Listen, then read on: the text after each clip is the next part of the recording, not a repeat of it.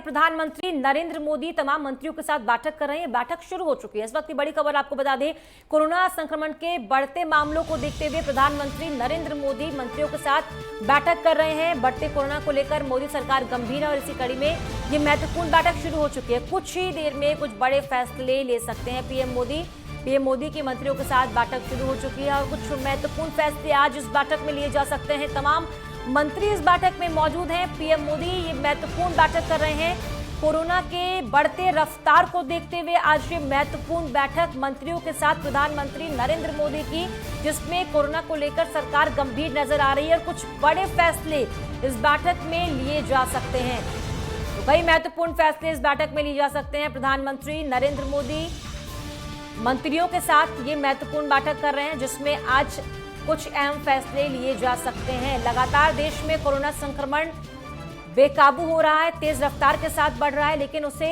रोकने के लिए क्या प्रयास किया जाए, क्या नेशनल प्लान होगा, क्या आगे की रणनीति होगी, इस पर चर्चा की जा रही है। ये बैठक शुरू हो चुकी है। पीएम मोदी मंत्रियों के साथ बैठक कर रहे हैं। बैठक शुरू हो चुकी है और कुछ ही देर में जब ये बैठक खत्म होगी तो कई बड़े फैसले जो हैं वो सामने आ सकेंगे। कई बड़े फैसले, महत्वपूर्ण फैसले आज पीएम मोदी इस बैठक में ले सकते हैं।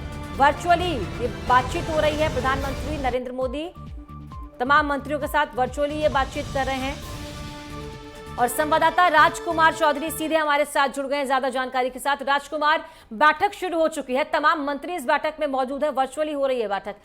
क्या वो महत्वपूर्ण फैसले हैं जो कोरोना को रोकने के लिए आज पीएम मोदी ले सकते हैं? क्या अंदेशा लगाया जा रहा है?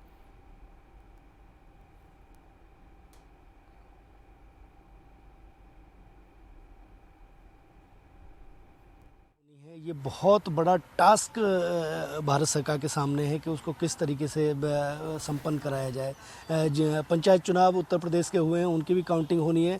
हालांकि पहले ही चुनाव आयोग तय कर चुका है कि कोई भी विजय जुलूस नहीं होगा, लेकिन उसके बावजूद भी किस तरीके से इन परिस्थितियों को निपटा जाए, ये बहुत बड़ा टास्क है और इसमें सारे मंत्रियों से एक राय, कुछ प्रस्ताव भी इसमें आने की संभावना व्यक्त की जाए। जो सूत्रों से छन छन के जो खबर मिली है वो पिछले जो 4-5 दिनों की जो स्थिति है हिंदुस्तान की, वो किसी से छिपी हुई नहीं है। ऑक्सीजन की जो मारामारी इस समय चल रही है, कालाबाजारी के साथ साथ और तमाम तरीके के जो अंकुश हैं किस तरीके से लगाए जाएं, क्योंकि अब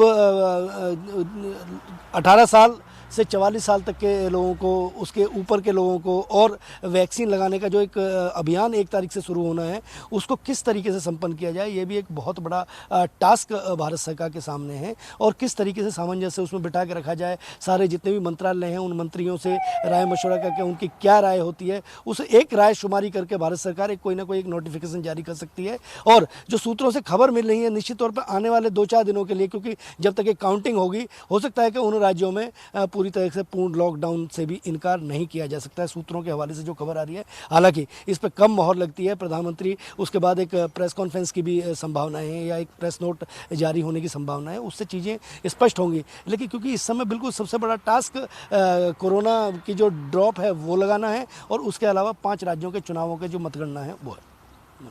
मनीषा, बैठक बहुत महत्वपूर्ण इसलिए भी है राजकुमार, क्योंकि इससे पहले हमने देखा कोर्ट ने कैसे जवाब तलब किया था। कोर्ट ने पूछा था कि क्या नेशनल प्लान है कोरोना से लड़ने के लिए, तो क्या उसी नेशनल प्लान की बातचीत, क्या वही रणनीति बनाई जाएगी कि आगे लगातार जो बेतहाशा मामले बढ़ रहे हैं उस पर अंकुश कैसे लगाया जाएगा, उसे रोका कैसे जाएगा, उसके लिए आज नेशनल प्लान बनाया जा सकता है?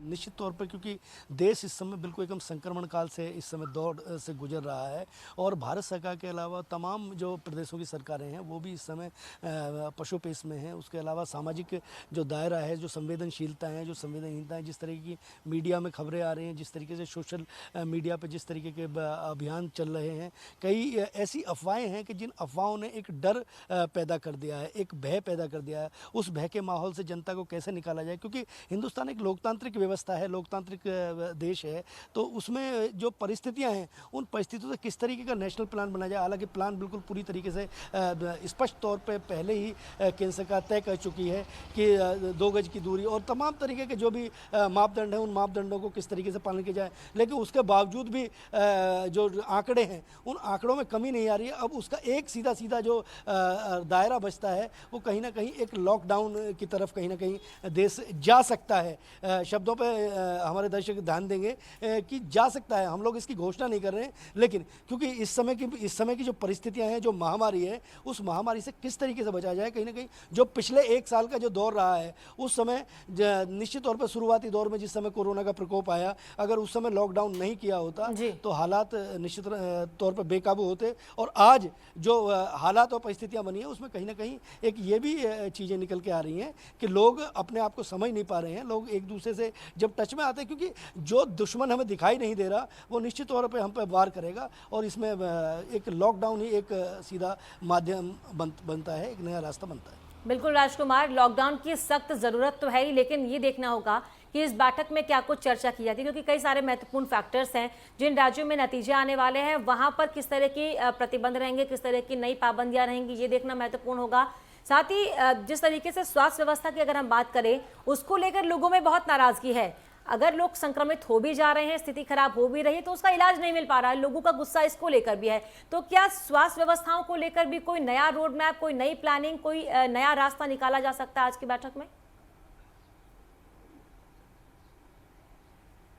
बिल्कुल मनीषा, इस बात से इनकार नहीं किया जा सकता, क्योंकि इस समय सबसे ज़्यादा जो लोड है, सबसे ज़्यादा जो दबाव है, वो कहीं ना कहीं स्वास्थ्य मंत्रालय के ऊपर है, क्योंकि स्वास्थ्य मंत्रालय से चीज़ें जुड़ी होती हैं। अगर हम एक डिस्ट्रिक्ट की बात करें तो वहाँ पे मुख्य चिकित्सा अधिकारी सबसे बड़ी पोस्ट होती है, उसके अलावा 4-5 उसके असिस्टेंट होते हैं, और जो जिला अस्पताल होते हैं उनके माध्यम से, क्योंकि अगर हम NCR से बाहर निकल जाएँ तो देश के बहुत सारे ज़िले ऐसे हैं कि जहाँ पर जिला अस्पताल के थ्रू ही सारी व्यवस्था चलती है। हालाँकि इतना बड़ा सिस्टम हमारे पास है, और आंगनवाड़ी जो व्यवस्था है उसका भी कहीं ना कहीं एक उपयोग किया जा सकता है, क्योंकि 1 तारीख के बाद जो अभियान चलना है, उस अभियान में ऐसे भी संकेत मिल रहे हैं, ऐसा भी एक ब्लूप्रिंट तैयार करने की रणनीति बन रही है कि घर घर जाकर जिस तरीके से हम पोलियो ड्रॉप का जो अभियान था, पोलियो से हम लोग जिस तरीके से जूझे, और जूझने के बाद आज देश में पोलियो के मामलों में हम कहीं भी खड़े नहीं होते हैं, तो कहीं ना कहीं एक उस तरीके का रोड मैप भी बनाने की दिशा में बिल्कुल प्रयास चल रहा है। और कहीं ना कहीं ये जो प्रस्ताव है, ये जो मीटिंग है, इस मीटिंग को बहुत मायनों में अहम माना जाना चाहिए, क्योंकि 1 तारीख से